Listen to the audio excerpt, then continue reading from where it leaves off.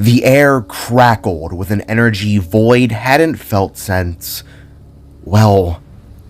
he'd encountered his fellow sparks on that fateful December afternoon. The chilling wind bristled on by, its frosty sting matching the feeling within everyone's hearts.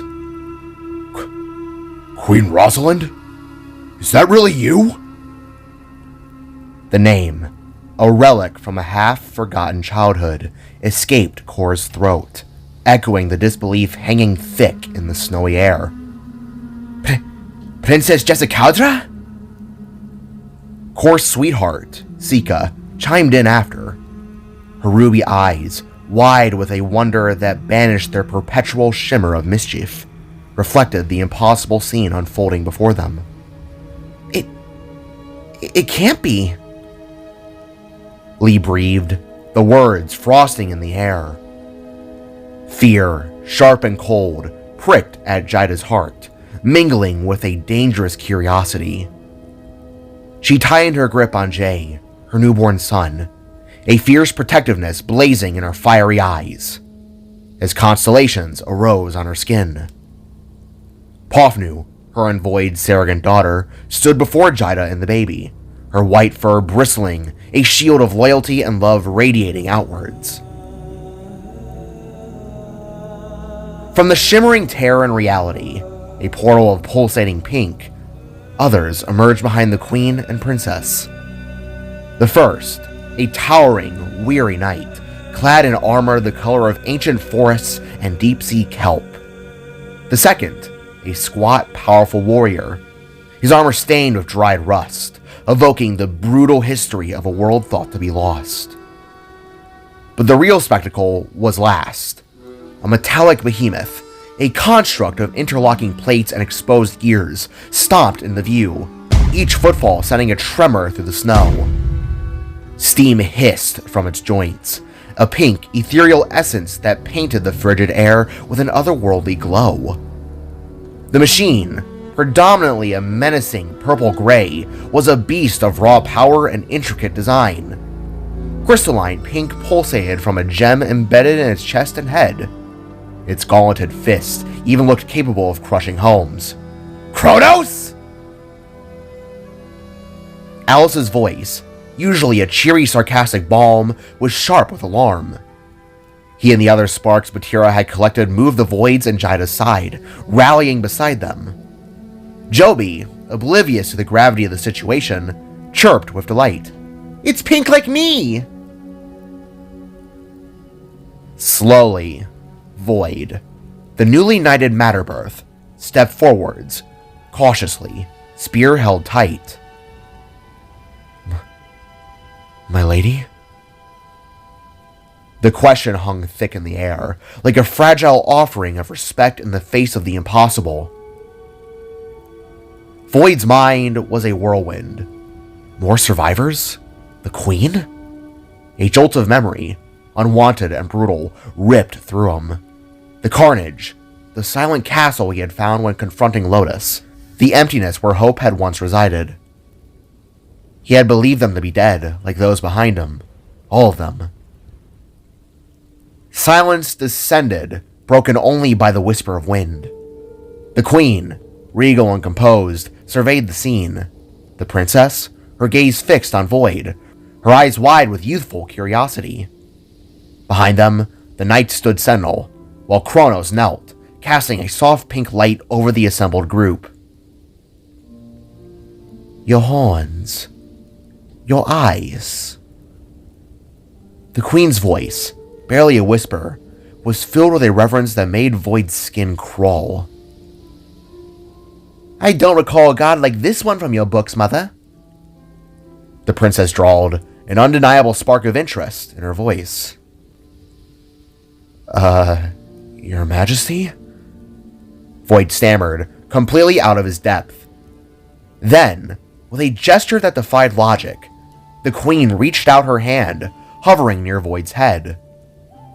The white tattoos etched on her face shimmered with a golden light, a light that mirrored the blue whirling patterns on Void's own skin, that now gleamed a yellow tint in response. By the goddess, it's true. You are what my senses have spoken of, my lord. To the astonishment of everyone present, Queen Rosalind knelt before Void, her head bowed in a gesture of absolute loyalty. The knights followed suit, Kronos' massive form rumbling as it lowered itself to the ground. After a beat of shocked silence, the queen yanked the princess down by her side, forcing her to kneel with a disgruntled, "Ugh!" "Hi, I'm sorry to ram my burning brain into the mix, but what's going on? Who are you and why are you bowing to my man?" Jida demanded, pulling Void protectively close to her side. My apologies for the lack of communication," the queen replied, rising gracefully to her feet. "It is customary for Spark royalty to bow before a Matterbirth, and it appears a new one has risen before us all." The words hung in the air, leaving Jida and Pofnu utterly bewildered, while a ripple of shock spread through the other Sparks. "Greetings to you all. I am Rosalind, Queen of the Sparks." She extended a hand towards Void, a gesture of peace and potential alliance. Before Void could reciprocate, the princess started forwards, seizing his hand in a firm grip. "Hiya, big guy. I'm Princess Jessica, but you can call me Jessica. You're a new Matterbirth, huh? No wonder why the energy surge detected an unknown force." Void, bewildered, retracted his hand and spear, giving the newcomers a deeply confused look. "Energy surge?" Harmony asked, her voice trembling slightly as she sought reassurance from Lee. "We detected a massive impulse of matter essence emanating from this very spot. An energy signature that came and went like an atom bomb going off, leaving only one singular power source in its place." Kronos' voice boomed, deep and powerful, yet tinged with a surprising gentleness as he poked Void with his large finger, causing him to stumble back just a tad. The taller knight then elaborated. "That singularity is a signature, a force akin to our ancients. We surmised it was the call of an awakening Sparkborn." The shorter knight then finished. "And here you are, an unexpected face. Who are you, my lord? And what events have transpired to resemble such an impulse to alert us all?" Void stood for a moment, the memories of what happened at the Reformator ate at him like a starving cub. Then, a new question escaped his lips. "Wait, what do you mean by all?" he asked, when all of a sudden, the unimaginable happened. The air once again crackled with an energy that sent shivers down Void's spine, though not from the cold. Before him and the others, the seemingly impossible was unfolding. Multicolored portals, some shaped like spark crests, others like radiant stars, were tearing open the fabric of reality, each one promised with the impossible. More of their kind, more sparks. Void and his allies watched, mouths agape in a symphony of shock and hope. No way," he gasped, as the sensation of Jida gripping his hand on the left and Kor holding his shoulder on the right grounded him to what was about to commence.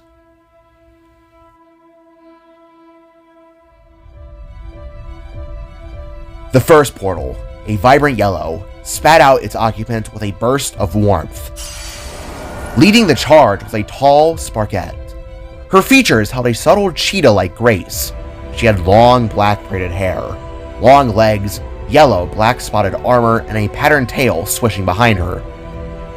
Beside her, a green armored female Sparkette stood with quiet observation, her face stern and scarf blowing in the wind. Next came an orange Spark warrior, his head adorned with a thick, singular horn, making him as something akin to a rhino. Following close behind was a pale white Spark, donned in a ballerina attire as she held an elegant pose, seemingly unaware of her broken horn or right eye scar. Behind them approached a grumpy-looking short blue Spark boy, who looked as though he didn't want to be there. Lastly, A spark wearing a jetpack blasted out in a golden yellow shine, laughing with glee before landing in the snow with a slide. "Ha ha! We're here!" he cried with a landing pose akin to a human on Earth that was known as Elvis Wesley. To the right, a white portal shimmered to life, and from it lumbered out a massive spark, his color palette and clothes mimicking that of a penguin. He groaned a muffled huff as he carried a bag that would seem to hold all essentials within. Beside him, a smaller, more intricate spark with 6 arms, a beanie, and glasses sported a pastel web pattern on their outfit, resembling a spider. A jet-powered looming spark followed, radiating power. Then emerged a green frog-like spark, before a tall blue-haired sparkette with a smile and burning yellow eyes. Then there was one that had the appearance of a clown, who was floating with balloons attached to their back. Then appeared a short, chili-peppered colored spark with a massive sword. Lastly, came a slender blue sparkette that moved rather quickly, wearing a sports jacket, headphones, and was donned in slim, pointy legs. An orange portal opened next, revealing a tall, cloaked figure, draped in white, their face concealed with only gleaming teal eyes coming through, radiating an aura of mystery. Beside them stood forth a shorter, crystal blue sparkette, their cotton candy white-blue hair flying around their annoyed face, while massive, gauntleted fists clenched at their sides. Then, with the roar of some kind of engine, a female spark with wheels for feet burst through. She wore white, red striped shorts with a heart patch adorning her rear. She had on an orange tank top sweater, flaming tattoos snaking up her arms, fishnets clinging to her legs, and large orange racing goggles perched on her head. Ha ha! With a rambunctious cackle, she blasted into a donut around Void and his bewildered group, spraying them slightly with snow as she came to a stop. From yet another portal, a trio of plant-based sparks emerged, their forms subtly adapt to the verdant life. A dark witch sparkette appeared nearby, radiating a malevolent aura, alongside a humanoid fish-like mermaid spark. A one-armed purple samurai spark cut a striking figure, standing shoulder to shoulder with a bizarre spark with 3 heads, 3 legs, and drills for hands. Behind them came a spark who was just ahead, riding atop a capybara, with what looked to be 50 or so more behind them. Then, a red star portal spat out a masked female spark, glowing with red hair and eyes shining through a concealing scarf. Next to her, a spark whose body was entirely made of water sloshed in the view, followed by a younger sparkette clad in a sci-fi pink rabbit outfit. She hopped out with an unrestrained glee, splashing snow on Void with a joyous abandon. A geisha spark then appeared, serene and elegant, alongside a chunky spark that levitated serenely in a small little mech suit. A large, military-looking spark, a soldier laden with weapons and topped with a cigar, stomped through, bellowing a greeting tuft of smoke. Beside him, a tall, lean green sparkette stood with 2 extra long arms on her back, while wearing a lab coat over her shoulders. Finally, the last sparks emerged. A team of 6 materialized together, 3 women and 3 men. One sparkette was purple with a yellowed golden scar of some type going along the right side of her face. She wore a cloak, somewhat similar to Kor's and the other's sparkborn armor, although it appeared to be made out of fabric as opposed to advanced technology. Next to her was a tall, grayish-purple sparkette with a cracked right horn and a demanding presence, donned with weapons what Void could only assume to be grenades strapped to her chest. Beside them was a very short mechanic, her eyes wide and filled with curiosity, but halted in a sense of tension. Beside them was a lean, sharp blue spark, buzzing with a form of electricity, not to the magnitude of Void's sparkborn gift, but definitely something in a similar territory. Alongside him was a gray-brown red-colored spark, with 4 long clawed arms emerging out of his back. Behind them was a giant, militaristic, weaponed-up spark, not as large as Kronos, but familiar to the other soldier that began to take in the world view. From the neighboring portal appeared a spark couple, a sparkette who was wearing all whites and reds, while the other was donned in faded greens and dim golds. They wore a loose tattered cape upon their back, with a sharp scar going across their right eye. These eyes were green, or both stern, yet curious. Behind them, in a quiet little shuffle, came a light purple-skinned, white-robed Sparkette who had a green flower crown item atop her head, appearing nervous yet gentle with mixed eyes, one burning with a mysterious purple shimmer. Beside her was a Sparkette in reds and grays, gleaming with green eyes. Then from behind was a larger Spark, beastly of gray skin, curving sharp horns, a red, blue, and white faded color scheme, and a tail ending in a talon-like claw. And finally came the last three. The Spark that emerged was somewhat similar to Void before his change. 6 unblossomed horns in a blue color scheme, however more dimmed. He was donned in a low gray coat, wore baggy black white striped pants, and had a katana of some type belted upon their side. Beside him were 2 figures that were not Sparks, a brown-haired human woman and a punk-looking alien, donned in sharp glasses and long, glistening blue hair. His orange outfit and white dirty clothes even matched the appearance.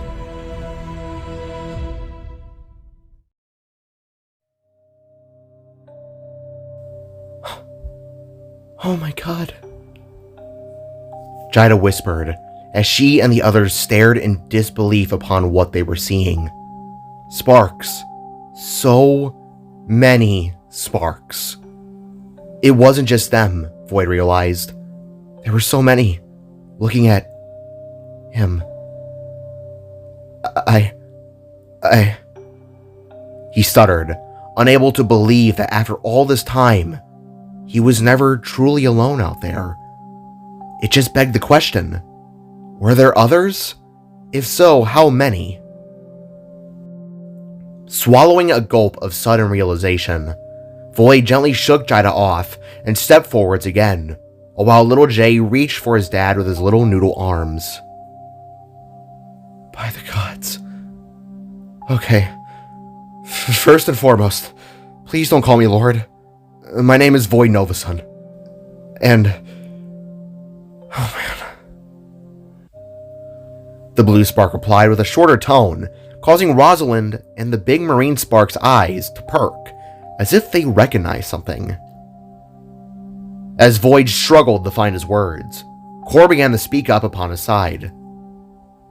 Listen, Your Majesty. Everyone. He began, his heart racing from the sudden revelation of more survivors.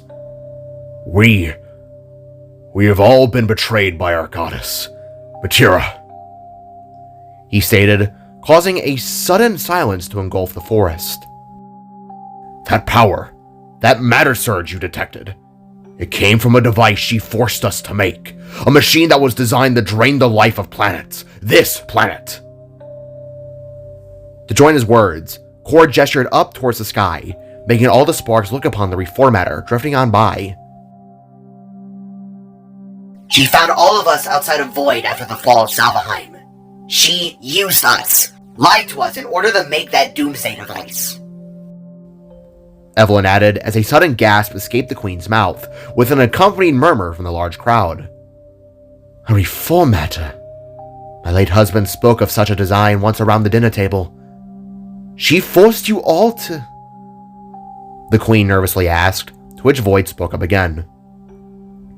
Unfortunately, she killed the other gods, her children, all of them without mercy. They're gone. We all went to stop her and I died. Lifting up his sweater, Void showed off his heart that now shimmered a beautiful, interchanging yellow and blue glow. Around it was the healed over but ever-present scar mark caused by the spear that had brought him down. She killed me.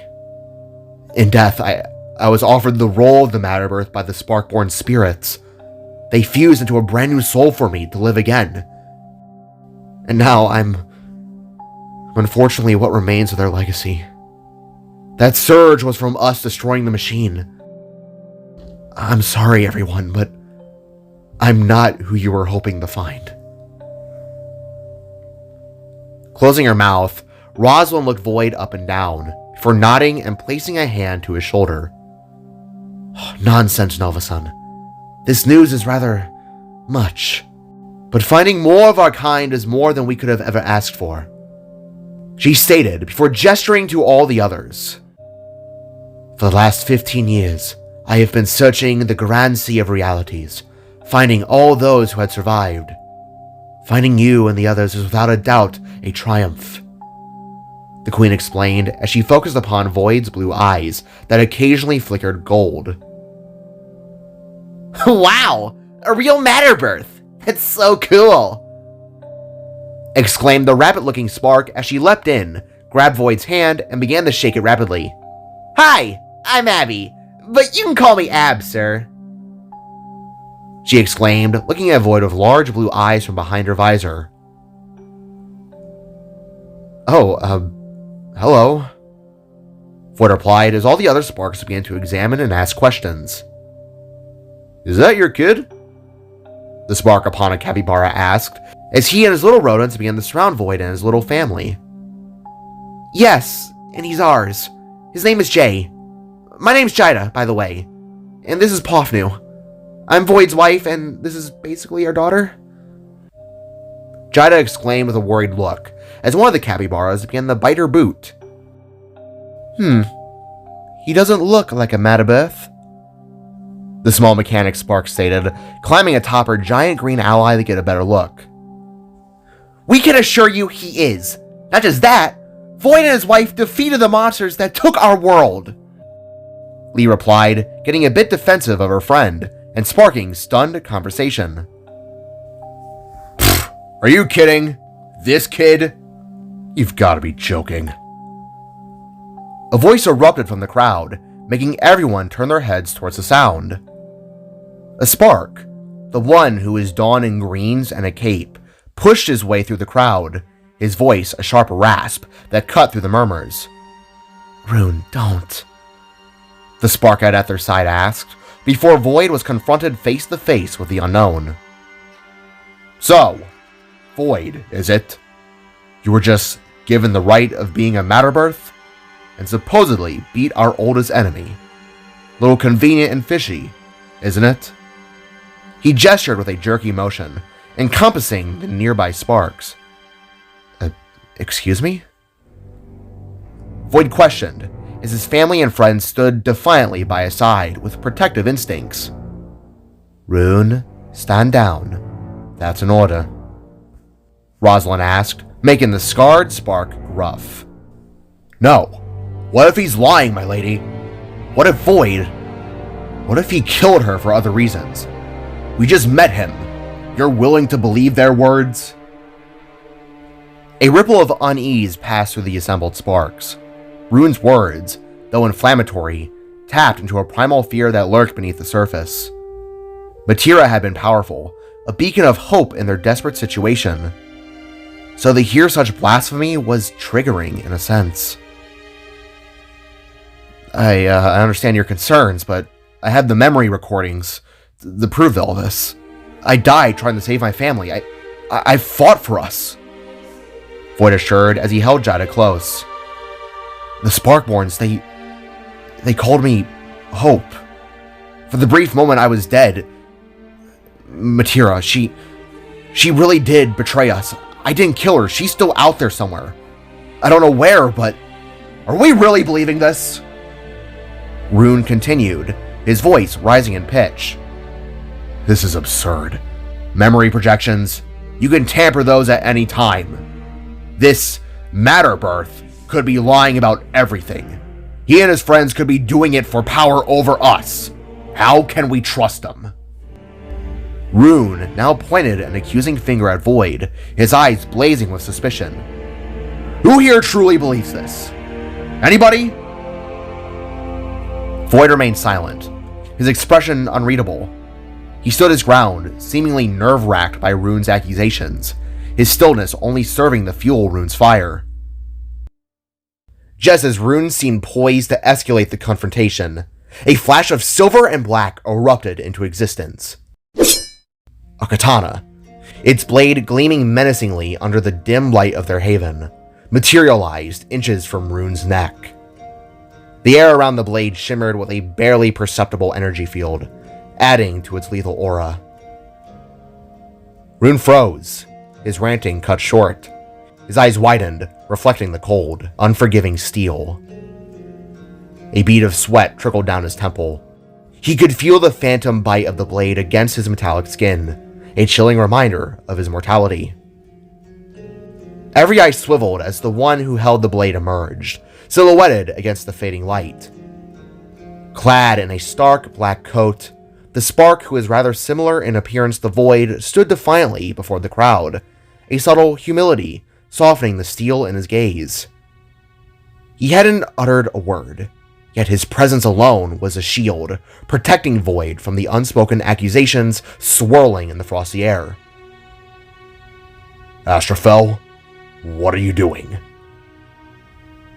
The anxious question came from Rune, his voice laced with both concern and apprehension.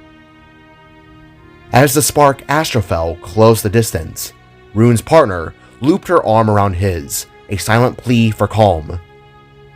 Astrophel met Rune's gaze, a knowing glint in his eyes. I was about to ask you the same thing, old friend. I know you're nervous, but just take a moment. All of you, just take a nice, long look. With a flourish, the Spark with a blade gestured to Void's eyes. Doesn't take a rocket scientist to tell when we Sparks are being truthful or attempting to mislead. Look at the faint gold shimmering in his irises. Can't you feel the resonance he emits? The comfort?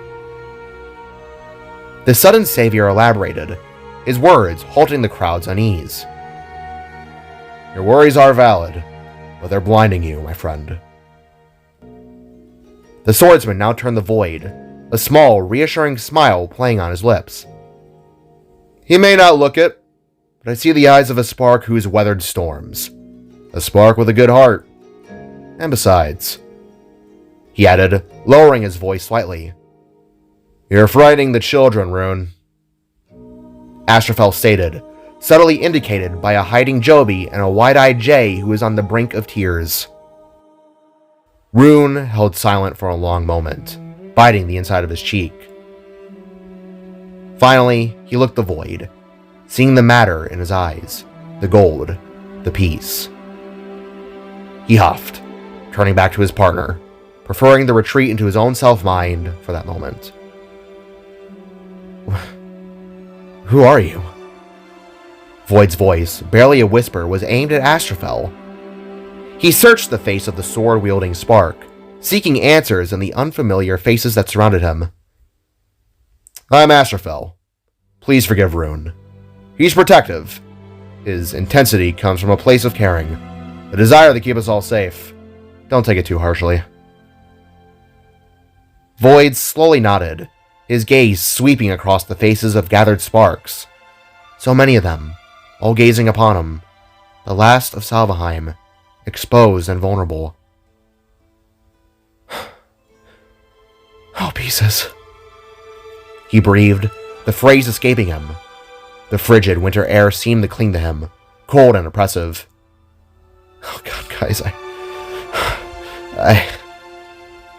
He choked on the words, his composure crumbling. He swayed slightly, then slowly sank to the ground, needing to steady himself. A ripple of movement passed through the crowd as the Sparks instinctively took a step back, creating a small space for Void to breathe. Jida, Povnu, Kor, Sika, and Astrophel immediately knelt beside him, their hands gently resting on his back, offering silent support. Blue? Jida asked softly, using the familiar, comforting nickname. Void closed his eyes, struggling to grasp the enormity of the situation. Sorry, it's all just dawning upon me now. All of this. He pressed a hand to his chest, feeling the weight of responsibility settle heavily upon him. What they meant, the Sparkborns, this role Oh God. Oh God. Oh God. Oh God. A tight knot formed in his chest, a suffocating pressure that even the presence of the capybaras couldn't alleviate. Suddenly, a blur of orange zipped forwards. Hey! Breathe, coach! You're okay! The Sparkette with wheels for feet assured, her voice bright and energetic, took his hands in hers. We may be a lot to take in, but you know we Sparks. We understand. We trust, she said, looking back to Rune. Abby too hurried to his side, adding her own reassurance. Yeah, it's gonna be alright. Right? She asked, looking to Rosalind. With stunned eyes, Void felt a wave of warmth wash over him as several Sparks offered words of comfort, their genuine concern reaching through the fear that gripped him. His family, their presence, a familiar anchor, brought him slowly back to his feet. Just breathe. Most of us don't bite. A taller Sparkette, the one with faded purple coloring and a cracked horn, assured him with a reassuring smile. We're gonna figure this out, like we always do, okay? Jaya declared, her voice filled with unwavering optimism. Although I think we may need to go out and buy some tents for these guys. I don't think Nock would appreciate over 50. Jeez, there's a lot of you. Jada continued as Void looked up at the expansive sky, a vast and unforgiving canvas. He couldn't help but wonder, with a mixture of trepidation and reluctant curiosity, just what he had gotten himself into. J.A. Aurora Legends. Golden Hearts. Number 1. Not Alone. Written and narrated by T.S. Proart.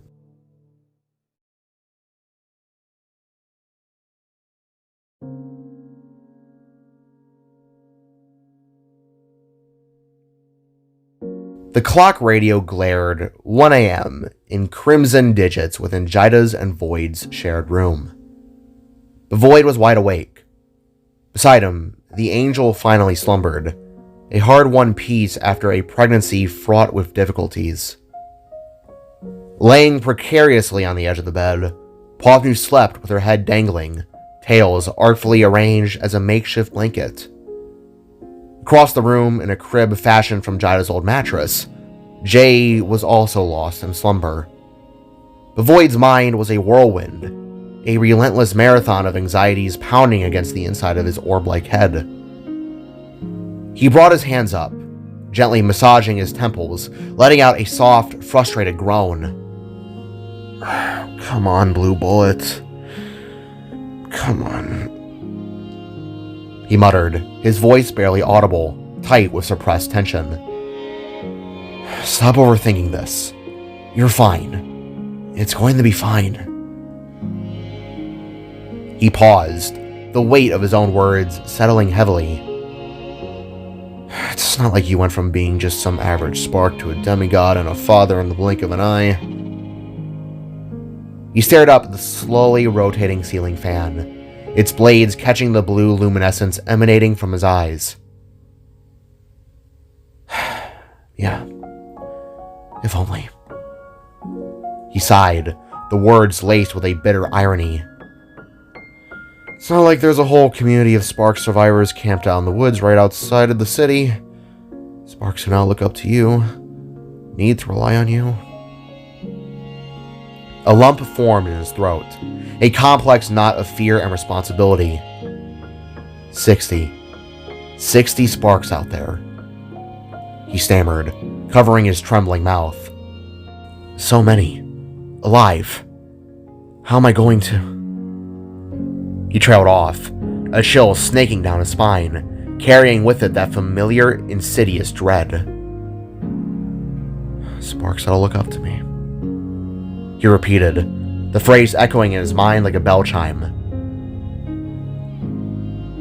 Drawing in shaking breaths, he glanced at his sleeping wife, then to his daughter, the family photo at his side, then at his own 2 hands, watching the faint, nervous crackle of electricity dance at his fingertips.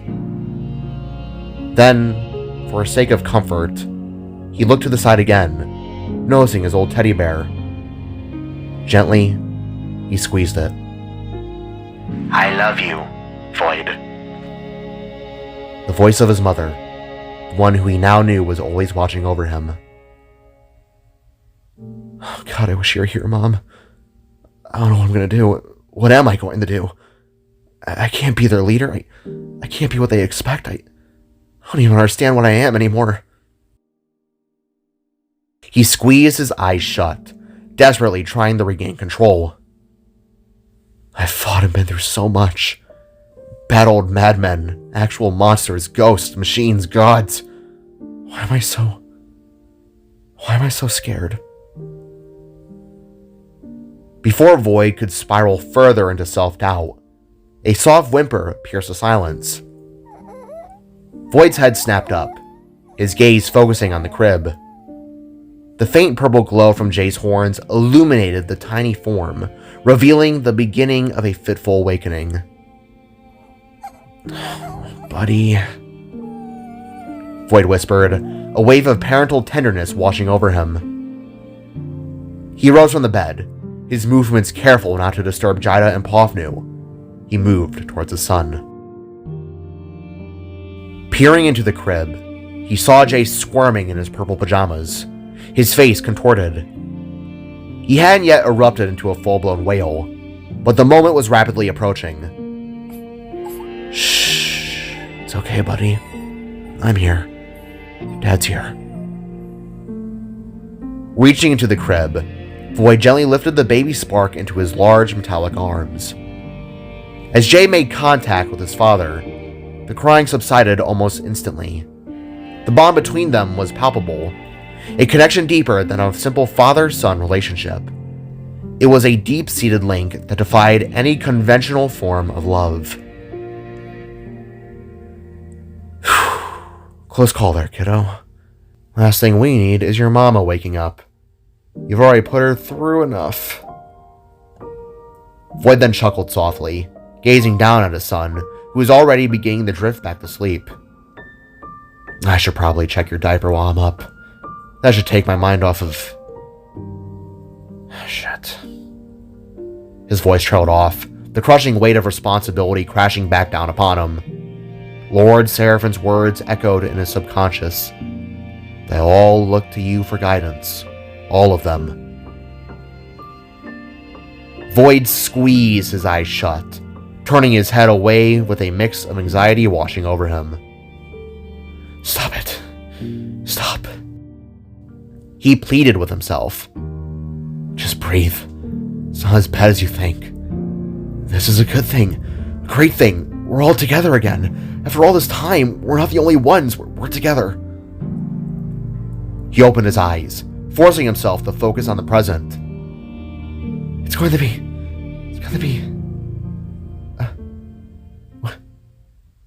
What the hell? The very air around him had shifted. The familiar room was bathed in a pulsing crimson light, the color of dark, raw meat. The shared bedroom was warped, the furniture, the pictures now draped in slick black tar-like substances. Everything else remained drenched in crimson, pulsating with a strange organic rhythm, like the slow, deliberate beat of a heart. Fear, cold and sharp, pierced through him. His own heart slammed against his ribs, its chamber flashing a vibrant diamond blue beneath his plating. The corners of his vision darkened, the abyss creeping in, his head throbbing with a dull, persistent ache. Jida? Void called out, his voice trembling, clutching Jay tighter. He turned towards where Jida had been sleeping, only to be met by something far more sinister. An amorphous mass of darkness in the center of the room, its form shifting and indistinct, save for a pair of malevolent red eyes fixed upon him and Jay.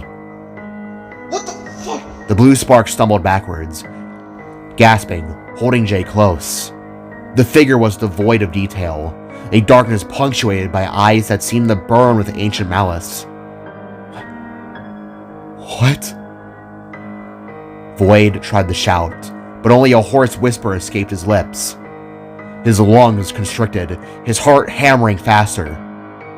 The figure remained still, silent, a predator watching its prey. China? He whispered again, the word laced with desperation.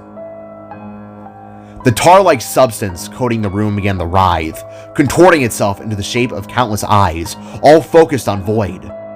He was frozen, rooted to the spot, his body refusing to obey his commands. Jay, oblivious to the horror unfolding around him, continued to sleep soundly in his arms. What are you? Go away. Leave us alone. The spark pleaded, his voice barely a breath, helpless in the face of this monstrous apparition. The shadow began to twitch, and long skeletal arms sprouted from its form, draped in tar-soaked webbing that writhed like nests of serpents. 6 limbs in total, creaking and cracking as they rose into the air, assuming a posture of twisted supplication. The shadow stretched upwards, its form elongated, 6 snarled horns sprouting from its rounded head. Another spark? Void thought, horrified as the creature emitted a low, haunting sound, a faint, echoing wail like the cry of an infant emanating from deep within its form. Then, a familiar pain ripped through him. Void stumbled, collapsing against the makeshift crib, the phantom sensation of Matira's spear tearing through his chest again and again, a traumatic memory on repeat. Tears welled in his eyes as he fought to maintain control. What's happening? He desperately needed to know, his breath going rapid. Void penned his eyes, and the shadow was there, inches from his face. He wanted to scream, to fight, but his body was locked, paralyzed and weak. He felt himself teetering on the edge of death, about to abandon his family once more. The shadow's hand reached for him, gnarled fingers that looked as though they could slice through steel. Go away. Go away. Don't touch my son. Leave him alone, please. Void whispered, clutching Jay tightly, meeting the demon's gaze with defiant eyes.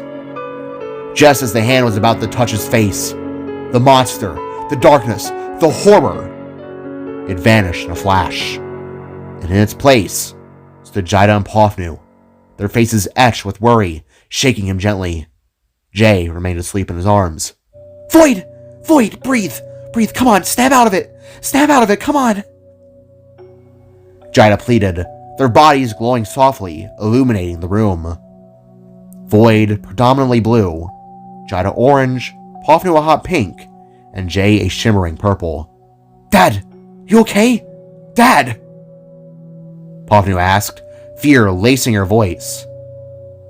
Finally, Void seemed to surface, his eyes focusing on them. Jida? Pofnu? What happened? What just happened? He demanded to know, his heightened senses fading like a dying ember. You were having a panic attack. Breathe. Just breathe, it's okay.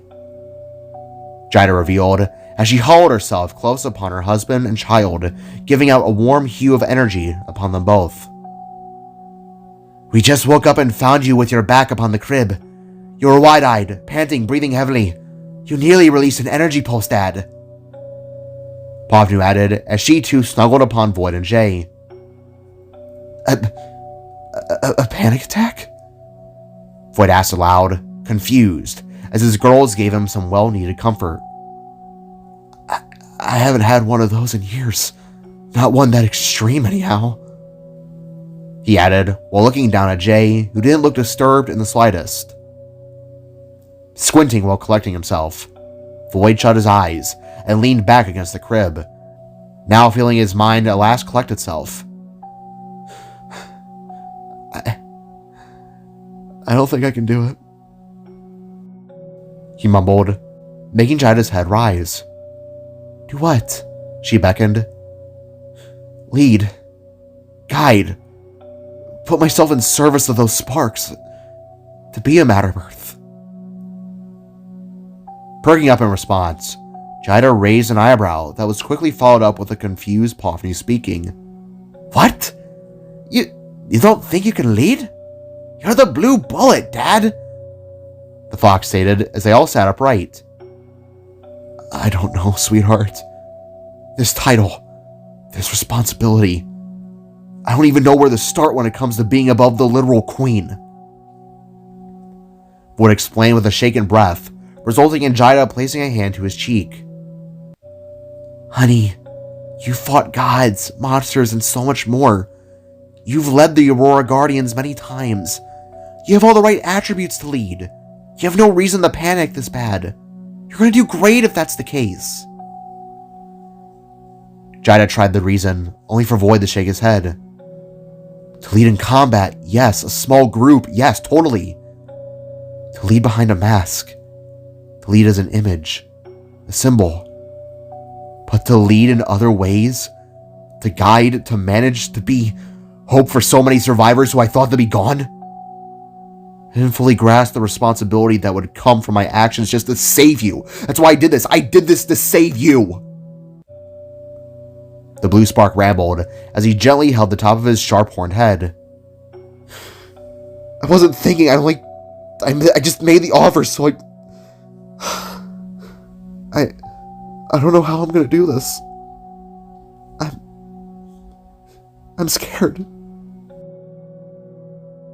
To his words, Jida gently sighed and pressed herself in the void once more, taking J2 in order to help him relax. Oh, Papa, it's gonna be okay. I mean, you've raised me right so far, taught me well. I think you'll do great. The fox assured with a smile, before proceeding to wrap her tails around them all in one fluffy group hug. I don't know, sweetheart. Void repeated, his soul still quivering. I don't know. I wasn't prepared for this at all. Was all Void could say, as Jida spoke one last time to try and ease him. Breathe. You're going to be okay. We love you. You aren't alone in this. She assured, while holding her husband like a little kid. After all these years, Void for once just allowed himself to crumble. You're not alone, Blue. You understand me? You're not alone.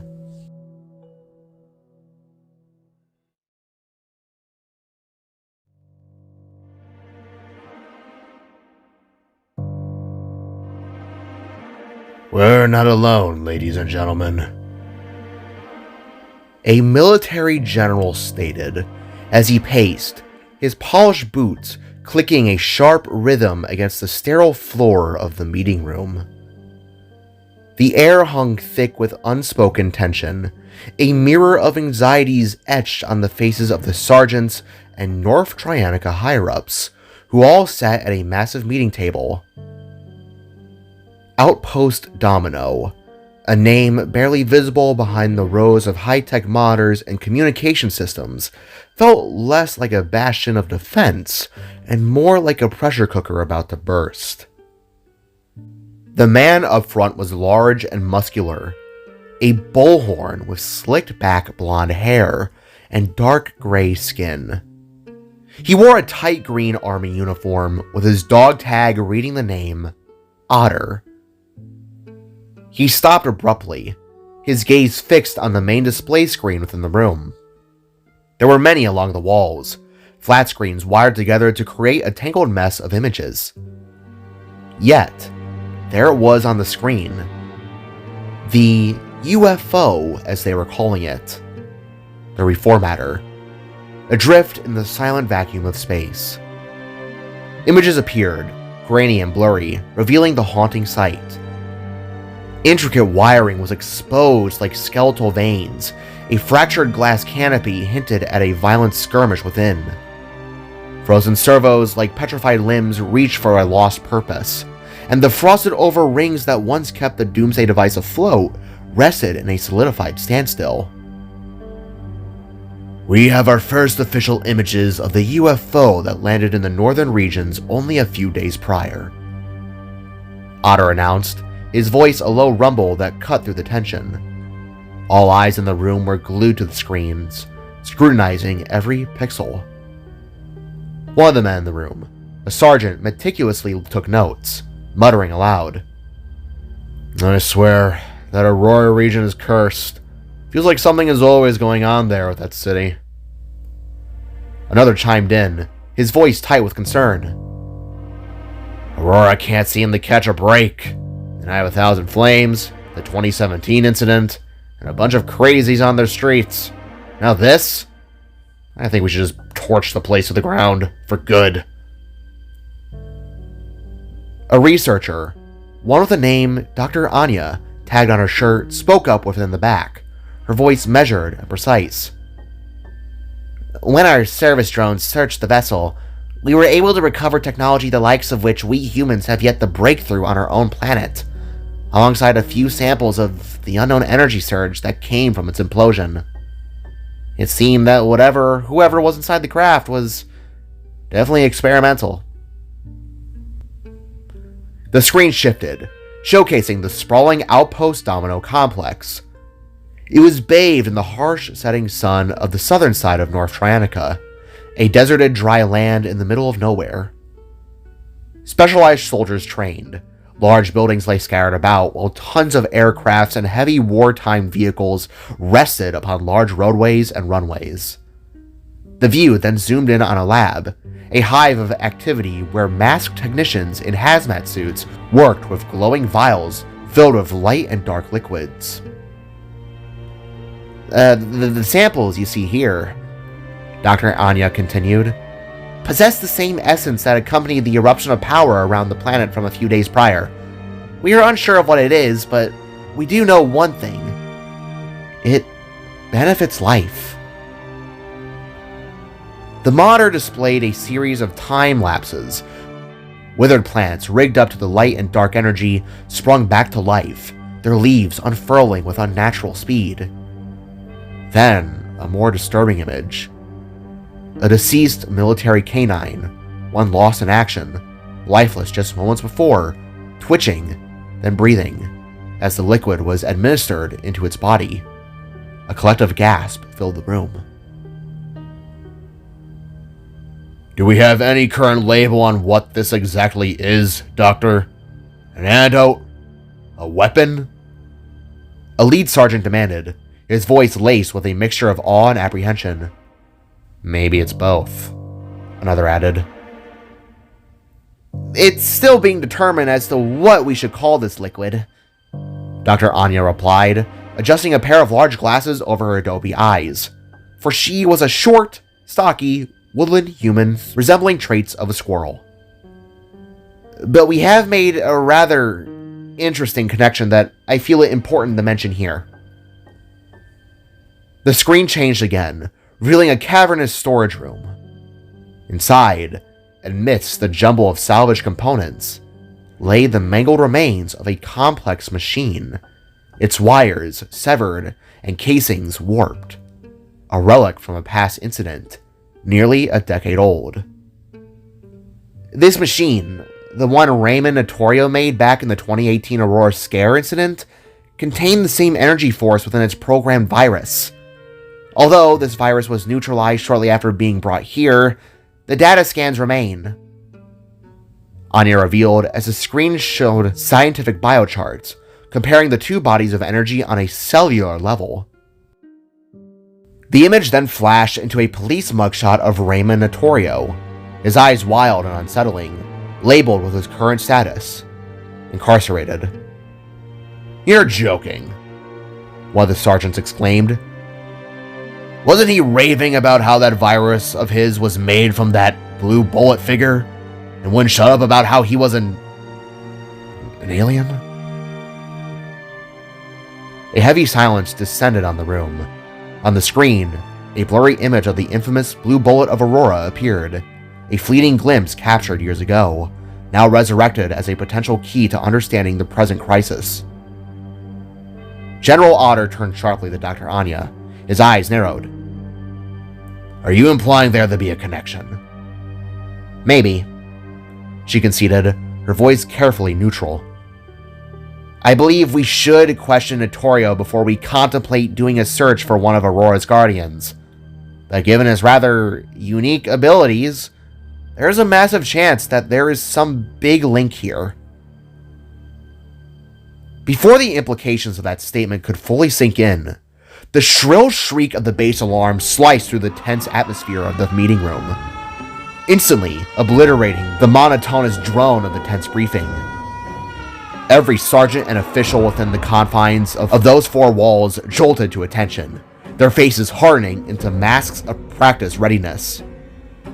Chairs scraped against the floor as they surged to their feet, a collective roar of urgency filling the space.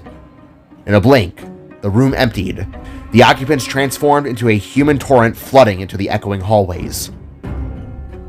General Otter followed close behind, his brow furrowed into a deep, considered scowl. Dr. Anya struggled to keep pace, her short legs a blur as she attempted to navigate the sudden chaos. She almost looked like a determined child trying to keep up with a parent. "What the hell is going on?" the general barked, his voice cutting through the pandemonium. Soldiers and cadets, clad in combat gear and clutching their weapons, streamed past them in a disciplined frenzy, their faces grim with purpose.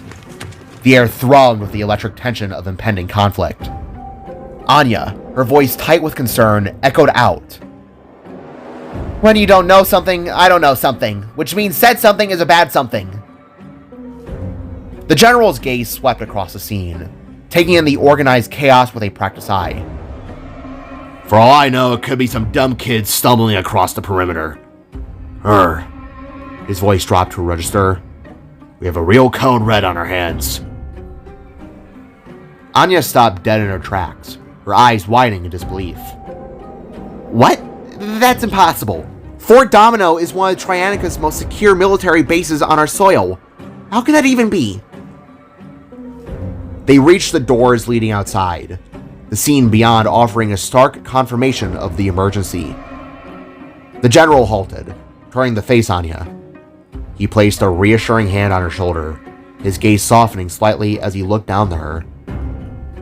"Anya," he said, his voice firm but kind. "This base is essentially what fiction loves to call Area 51. We have all kinds of toys and secrets that the enemy would love to get their hands on.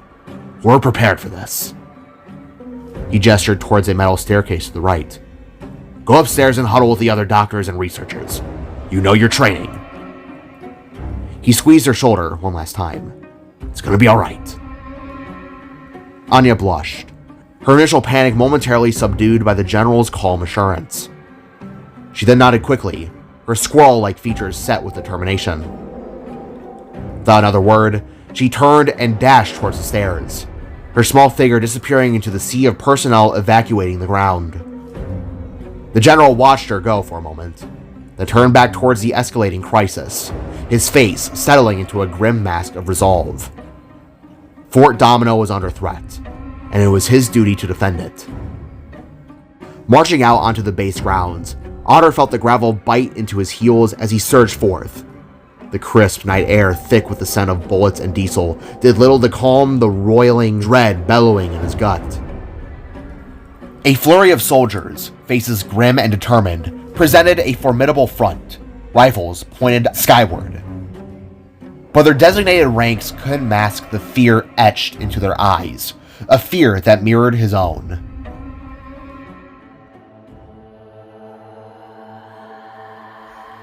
Otter followed their gaze, the general momentarily forgotten as primal instinct took over. Above them, the sky wept crimson, a swirling vortex of ruby energy, like a wound torn in the fabric of reality, pulsing with an unholy light. The portal, star-shaped and malevolent, crackled with an energy that felt less like physics and more like blasphemy. "What in God's name am I looking at?" Otter's voice commanded with dread. The ground trembled as tanks pulled onto the scene, their cannons resembling the gaping maws of metal beasts, their targeting systems locked onto the impossible anomaly. "Some kind of wormhole, sir. No different to the ones we've seen in the past," a sergeant replied, his breath a visible cloud in the frigid air. "Looks damn similar to the one that appeared above Aurora." Another sergeant chimed in, his voice tight with apprehension. Inside the sterile confines of the research facility, Dr. Anya watched the unfolding chaos through the reinforced, polarized glass.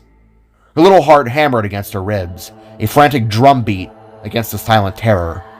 Her eyes, wide with disbelief, darted between the swirling crimson vortex outside the array of monitors, displaying the lab's internal readings. Vials filled with the new energy that surrounded Earth rattled violently on their stands, emanating a faint, unsettling glow. The air crackled with static, a palpable energy that sent shivers down her spine. A gasp escaped her lips as she snatched her notepad, her fingers trembling as she flipped through the dense files detailing the properties of the mysterious energy. A wave of icy dread washed over her, solidifying the horrifying connection. The energy within the labs was connected to that swirling vortex above. The implications were devastating, as it looked no different to the rift that spat out the UFO days prior. She looked back at the red portal, the connection now screaming in her mind. She whispered, "Oh God." Outside, a collective gasp swept through the ranks as 5 objects, fiery, menacing, suddenly plummeted out of the portal. They were red, metallic pods, shaped like elongated teardrops, tearing through the atmosphere with terrifying speed. Each one left a blazing trail of superheated plasma, painting streaks of deadly red light across the night sky. The impact, when it came, shook the very ground the soldiers stood on. The pods slammed into the runway with earth-shattering force, creating craters of pulverized asphalt and twisted metal. A geyser of steam tinged with a sinister red smoke erupted skywards, obscuring the area in a blinding haze. The smell of burnt metal and ozone filled the air, a choking cocktail of destruction. Tension hung heavy, a palpable pressure threatening to crush them all. "I've got a reading!" a young soldier shouted, a lime-colored flipside, his voice cracking with disbelief as he peered through the thermal scope mounted on his rifle. "Heat signatures! Multiple, What the fuck?" He trailed off, his voice strained by a mixture of terror and incomprehension. The image he saw through the scope defied logic, defied everything he had been trained to believe. From within the swirling smoke, the ominous sounds of heavy metallic footsteps echoed. Each thud resonated deep within their chests, a drumbeat of impending doom. General Otter, momentarily paralyzed by sheer impossibility of what he was witnessing, struggled to regain control. He opened his mouth to issue a command, but the words caught in his throat, suffocated by the rising tide of uncertainty. The silence stretched, broken only by the mechanical thudding growing closer and closer. Then, it happened. Abruptly, a blood-red rune, shaped like a stylized sun, crackling of raw, untamed magical energy shot from the smoke. It struck one of the soldiers, a young man, barely out of training, before he could even react. There was no explosion, no visible contact. Just a flash of red light and the unspoken terror of the unknown now made it horrifyingly real. The young soldier, an enchanted elf-like human, didn't move. That was, until the audible sound and blurry sight of his head within the smoky silhouette tumbled off his neck. Before anyone could even react, all hell broke loose. The once familiar hum of Outpost Domino was ripped apart, replaced by the ear-splitting roar of blaster fire and the desperate cries of soldiers.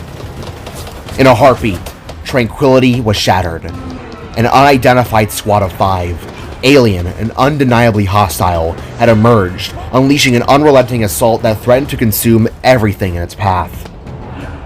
General Otter found himself thrust into the heart of the onslaught.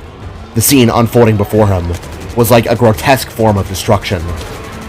He watched, helpless, as his troops, loyal and seasoned, were cut down. Some were vaporized by searing energy blasts, others ripped apart by blades that seemed to cleave through armor like butter within the blinding red haze. Instinct took over. Drawing a sidearm, Otter squeezed off shots, each one aimed at the fleeting silhouettes he could glimpse amidst the chaos, hoping against hope to stem the tide. But these were not the enemy they were prepared for. These were not other enemy soldiers, nor were they raiders. These were something else. Each figure towered over his men, easily exceeding 8 feet in height. Their very form seemed wrong, unnatural, their bodies appearing to be forged from some unyielding steel alloy, pulsating with an inner light, vibrant colors that shifted and danced, defining their monstrous outlines. One, a towering brute of a being with a physique that would be the envy of any soldier, stood as a living force. Twin cannons, seamlessly integrated into its arms, roared continuously. Each blast ripped through the ranks, obliterating men, vehicles, and anything else unfortunate enough to be in its path. The ground trembled with each earth-shattering explosion. Beside it, a lean, almost ethereal figure danced with chilling grace.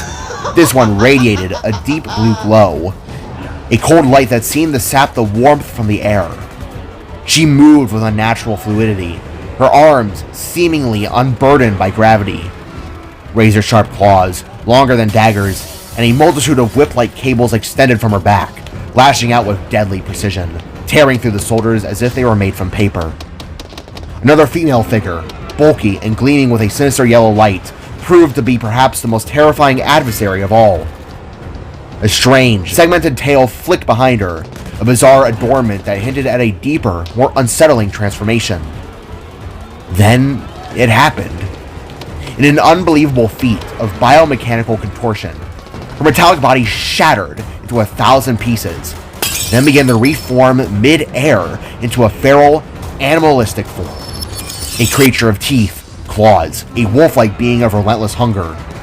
The beast lunged, a blur of yellow fury, its attack knocking Otter off his feet, sending him crashing to the ground, the impact stealing the air from his lungs. Through the haze of pain and disorientation, Otter managed to register the presence of the remaining two figures. One, another large brute thrashing the base, swatting aside soldiers with casual ease. It unleashed bursts of energy that Otter could only recognize as seismic charges, the force of which shook Outpost Domino to its very foundations, shattering the buildings and training facilities in the rubble. The creature shone with an unsettling white light, a beacon of destruction against the dark sky. Finally, the fifth figure raged through the battle, a male form shimmering with an ominous orange glow. It moved with impossible speed, a blur of motion and lethal intent. An arm-mounted blaster spat out bolts of searing energy, leaving a trail of destruction in its wake. His movements were a whirlwind of violence, each shot finding its mark with terrifying accuracy. With each ragged breath, General Otter felt himself slipping away, the pain overwhelming, his consciousness fading between the realms of life and deep sleep. He was not dead, not yet, but severely injured, a helpless witness to the annihilation of Outpost Domino. Find the samples! Now! The figure that shimmered red commanded out, leaving Anya, who had been huddling in the room with the other doctors, feeling a deep chill run down her spine. "Samples?"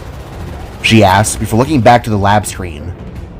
"Oh shit," she huffed before quickly getting to her feet. "Anya, where are you going?" a researcher asked, their voice laced with fear, followed by a chorus of panicking calls. Ignoring them, Anya propelled herself forward, adrenaline fueling her desperate sprint towards the stairwell. Just as she reached it, a catastrophic impact ripped through the room she had just vacated. Grotesque, living cables thick as pythons burst through the walls, tearing metal and flesh apart with equal ease. Anya froze, a wave of nausea washing over her. The carnage was a stark, horrifying contrast to the sterile environment she was used to. But the shock was fleeting. Survival instincts kicked in. Overriding the fear, she bolted, scrambling down the stairs and into the chaotic heart of the battle. Outside, Outpost Domino was a mangled mess of destruction. Vehicles lay overturned, their metal carcasses twisted and burning. Fallen soldiers, their faces frozen in expressions of terror, littered the ground. Through the haze of smoke and dust, Anya could make out the monstrous silhouettes of the invaders, grotesque, inhuman shapes moving with terrifying purpose. They were searching. She could feel it in the chilling efficiency of their movements. That portal, no different to the one the UFO emerged from. It was linked. It all had to be linked, she thought. She ducked behind a mangled Humvee, its tires spinning weakly. Weaving through the debris field, she dodged fallen bodies and explosions, Her only goal, the research lab, where the precious energy samples lay. It was a suicide mission, she knew, but the thought of those creatures getting their hands on the volatile power source propelled her forwards. If this was their nature, she couldn't allow them to have whatever power the samples possessed, even if it may have belonged to them to begin with. Just as the familiar, reassuring outline of the lab building came into view, the earth bucked beneath her feet. A blinding flash erupted, followed by a deafening roar. A seismic pulse blast, raw and untamed, ripped through the landscape, obliterating the lab in a single earth-shattering moment. Anya was thrown backwards, her fluffy body smashing into a pile of rubble that toppled upon her tiny form. Pain lanced through her, stealing her breath. Dazed and disoriented, she slowly pushed herself up, her vision swimming. Through the settling dust, a monstrous figure emerged, eclipsing the flaming horizon. It was immense, a giant metallic being of impossible design. Its movements were deliberate, purposeful, radiating an aura of overwhelming power. Flanking it were the four other creatures, equally menacing. One went from a wolf-like form, shattered apart as if a clay pot had been smashed in zero gravity, then reformed back together in slow motion. The giant red glowing metallic figure paused before the smoking open hole that had once been the lab's front. Its inhuman gaze seemingly fixed on the energy source resting along the walls. Anya, battered and broken, watched in horror as they reached in and took the samples in their rusty, bloody mitts. As expected, the matter is ripe, stabilized by the planet's unnatural M count. He turned to his companions, his metallic red eyes gleaming in the dim light. The blue one, she spoke next. Then the energy influx we detected was correct. Its form is delicate, unwavering. A Matterbirth could be here, on this muddy rock. Her cables, like living serpents, slowly retracted into her body with a soft hiss. Good.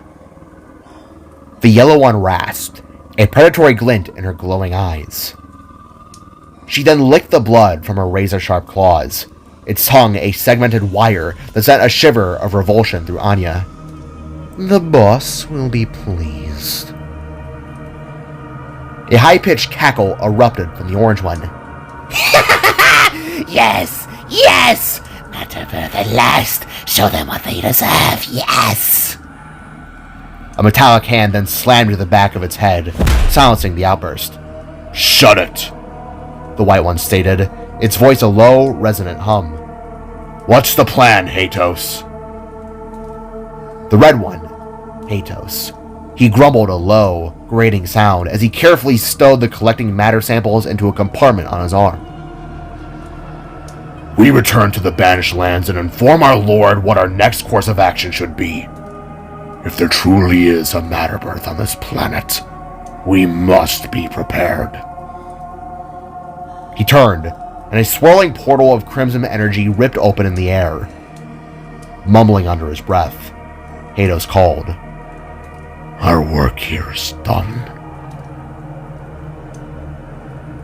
With that pronouncement, he stepped into the crimson abyss, the others following close behind. As the portal closed, leaving behind the metallic tang of ozone and the lingering scent of blood, Anya felt her consciousness slipping away. But before the darkness fully consumed her, she saw something that pierced the fog of pain. Etched upon the chests of the machines, barely visible beneath the grime and damage, was a symbol. A crested shape, a downward triangle, disturbingly familiar. They were identical to the symbol that adorned the blue bullet and the armor of his allies. Aliens? Anya rasped, the words barely audible before she succumbed to the call of unconsciousness.